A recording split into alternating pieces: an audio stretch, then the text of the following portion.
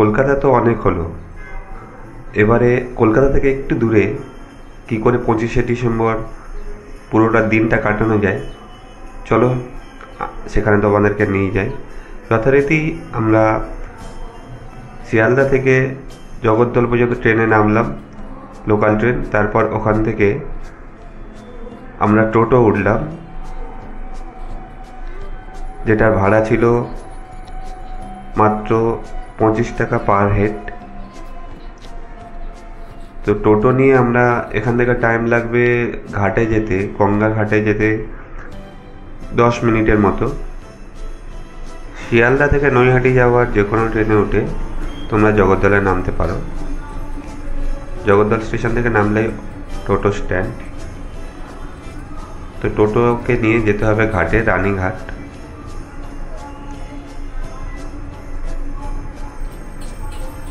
মানে ভাটপাড়ার উপর দিয়ে যাবে এটা।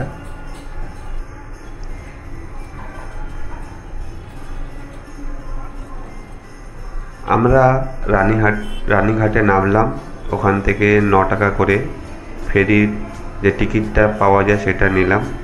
তখন ওখানে প্রচণ্ড রকম ভিড়, মানুষজন সবাই চলেছে ওপারে চন্দননগরের স্ট্যান্ডে। যে মেলাটা হচ্ছে খ্রিস্টমাস বড়দিনের যে মেলাটা হচ্ছে সেটা দেখার জন্য। তো আমাদের সাথে সাথে বাইক, স্কুটি সবই পার হয়েছে। বাচ্চাটাকে একটা অন্যজনের স্কুটির ওপরে বসিয়ে দিয়েছিলাম, তোমরা দেখতেই পাচ্ছ। 5-7 মিনিটের মধ্যে আমরা গঙ্গা পার হয়ে চন্দননগর স্ট্যান্ডে পৌঁছে গেলাম।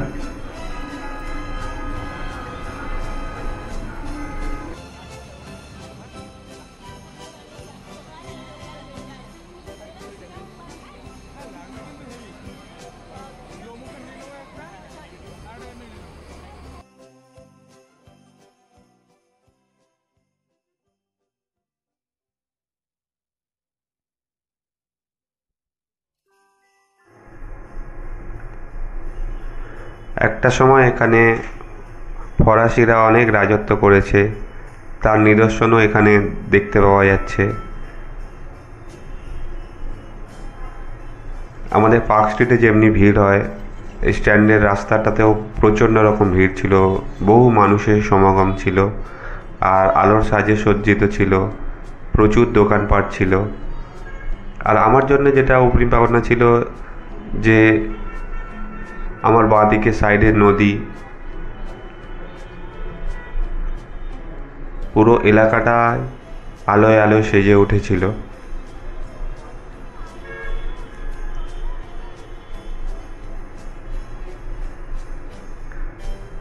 বাচ্চা থেকে বড় সবাই এখানে গিয়ে আনন্দ করছে তাদের মতো করে।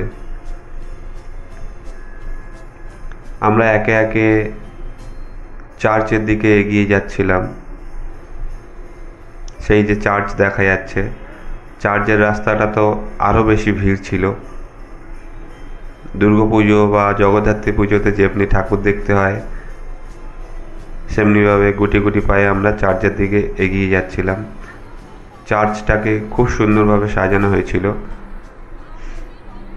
আর আমি তো ভাবতে পারিনি যে মানে 25শে ডিসেম্বরের দিনেও চার্চের মধ্যে আমাদেরকে ঢুকতে দেয়া হবে। প্রচুর লোক চার্চে ঢোকার জন্য ওয়েট করছিল, তো আমরাও ওয়েট করছিলাম। তারপর একটা টাইমে চার্চের গেটটা খুলে দেওয়া হলো। আমরা ভেতরে প্রবেশ করলাম। তোমরা দেখো যে চার্চটাকে কত সুন্দর করে সাজিয়ে রাখা হয়েছে।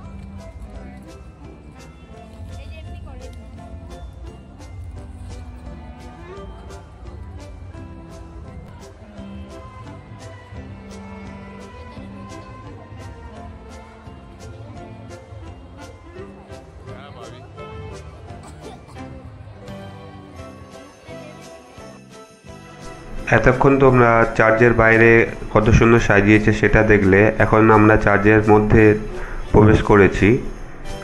দেখো কি সুন্দর করে চার্চটাকে সাজিয়ে রাখা হয়েছে।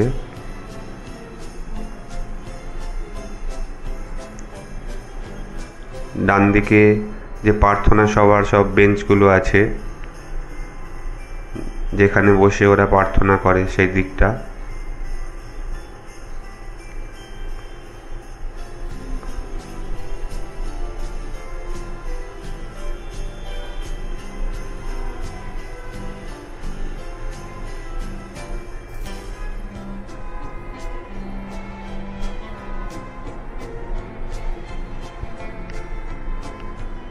সেই দেখুন যেখানে খ্রিস্টের মূর্তিটা আছে,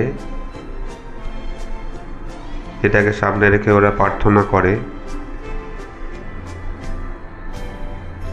এই জায়গায় বসে ওরা প্রার্থনা করে।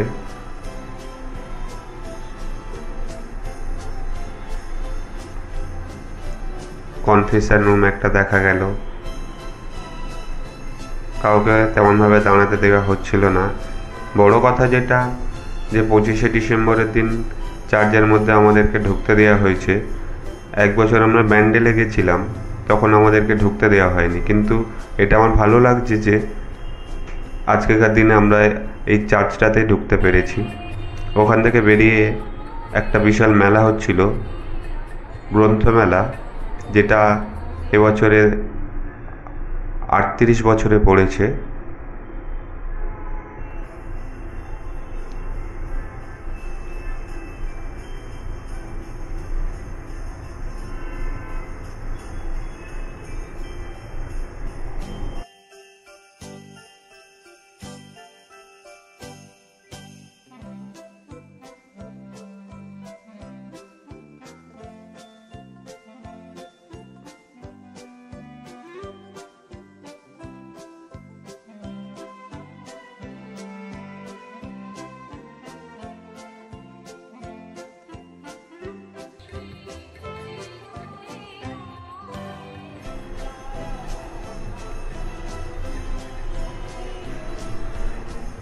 এখানে একটা মজার চা দোকান দেখতে পেলাম, চায়ওয়ালা, যে চায়ের মানে খাপগুলোকে, মানে চায়ের যে মাটির ভাঁড় আছে সেগুলোকে খুব গরমের মধ্যে একদম পুরো আঁচে পুড়িয়ে নিচ্ছে।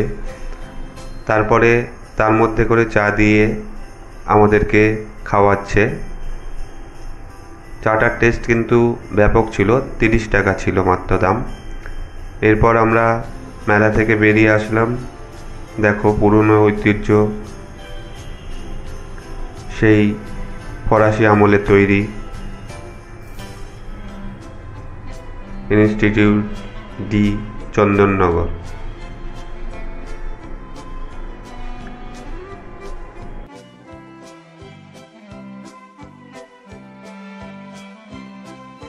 আলো আঁধারির মধ্যে চন্দননগর আমাদের খুব ভালো লেগেছে। আর সব থেকে ভালো লেগেছে এই পথ কুকুরগুলোর সঙ্গে সময় কাটানো, যেটা এরা এখনও ঠিক করে হয়তো তাদের মায়ের স্তন পান করা ছাড়েনি, ঠিক করে খাওয়া দাওয়া শুরুও করেনি। তো আমরা বিস্কুট নিয়ে গেছিলাম, আমার দুটো বাচ্চা, তারাও এর সঙ্গে খেলতে শুরু করে দিয়েছিল। বিস্কুট গুঁড়ো করে দেওয়ার সঙ্গে সঙ্গে তারা পুরো ঝাঁপিয়ে পড়েছিল। একটা কাগজের থালার মধ্যে বিস্কুট গুঁড়ো করে দেওয়ার পরে তারা মহানন্দে খেতে লেগেছিল। আর আমার বাচ্চারা তাদেরকে ওদের থেকে বেশি আনন্দে তাদের সাথে খেলা শুরু করে দিয়েছিল, তাদেরকে আদর করছিল।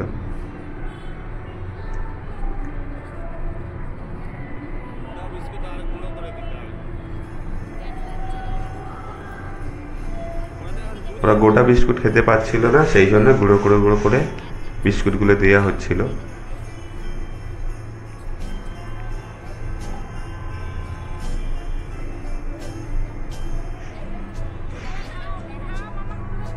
দেখো তোমরা কত মহা আনন্দে ওরা খাচ্ছে।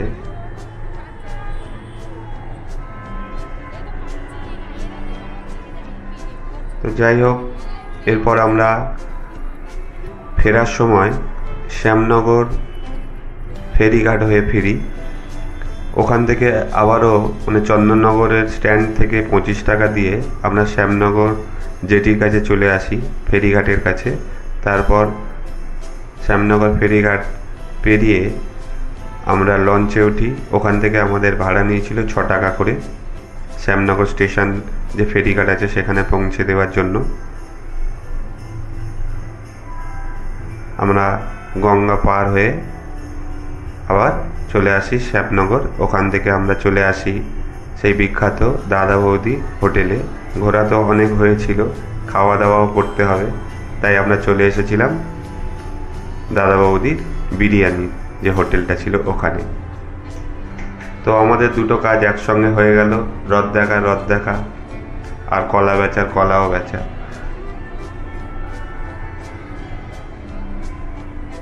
25শে ডিসেম্বরের দিনে আমরা ফরাসিরা যেখানে উপনিবেশ গড়েছিল সেখান থেকেও ঘুরে আসলাম, আর বিরিয়ানির যে রাজা আছে দাদা বৌদি সেখান থেকেও ঘুরে আসলাম।